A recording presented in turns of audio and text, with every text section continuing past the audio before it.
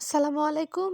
আজকে আমি বিলের মারাজের মাছ উম ট্যাং টাকি মাছ, হ্যাঁ, টাকি মাছ সরি। টাকি মাছ ভর্তা বানাবো। তার জন্য আমি টাকি মাছটাকে ভেজে নিয়েছি এবং কি কাঁচামরিচটাকেও ভেজে নিয়েছি একই তাওয়ার মাঝেই। আবার পেঁয়াজ কুচি, রসুন কুচিটা দিয়েছি। এগুলো দিয়ে সুন্দর করে নেড়ে-চেড়ে নেব। তো এই মাছ ভর্তাটা খুবই টেস্টি হবে, কারণ কি এটা বিলের মাছ, মারা মাছ। মারা মাছ খেতেই ভীষণ স্বাদ লাগে, টেস্টি লাগে। তো এখানে আমি পরিমাণ মতো লবণ দিয়ে কাঁচামরিচটাকে সুন্দরভাবে চটকে নেব। এখানে চটকে নেব। বেশি হলে খারাপ লাগে, কম হলে সমস্যা নেই, পরে নিয়ে খাওয়া যায় লবণটা। লবণ জিনিস তো। তার জন্য আমি হাতে চটকে নিচ্ছি, পরিমাণ মতো লবণ দিয়ে চটকে নিয়ে আগে কাঁচামরিচটাকেই চটকাতে হবে।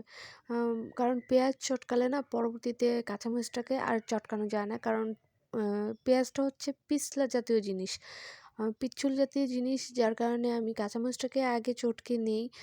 সবাই যদি যারা জানে না রান্নাটা তারাও এই কাজটাই করবেন, আগে কাঁচামরিচটাকে চটকে নেবেন, তারপর পেঁয়াজ রসুনটা যেটা সেটাকে চটকে নেবেন। তারপরে আমি মাছটাকে অ্যাড করে দিলাম। তো মাছটা ছোট ছোট মাছ ছিল, তো তার জন্য কাটা বাছার মতো কোনো উম ব্যবস্থা, মানে ওই রকম অবস্থাই ছিল না। তো আমার হাতে ভীষণ কাটা লাগতেছিল। তারপরেও আমি ভর্তাটা বানাচ্ছিলাম। কারণ আমার হাসব্যান্ড খেতে চেয়েছে। কেউ কিছু খেতে চাইলে যদি থাকে তাহলে অবশ্যই করে দেওয়া উচিত। তো ভর্তার রাজাই হচ্ছে টাকি মাছ। ভর্তার রাজা হচ্ছে টাকি মাছ। টাকি মাছের ভর্তা হচ্ছে ভীষণ টেস্টি লাগে, ভীষণ মজা লাগে। যার কারণে টাকি মাছটাই আমি ওকে ভর্তা বানিয়ে দিলাম। তো আমার ভর্তাটা রেডি।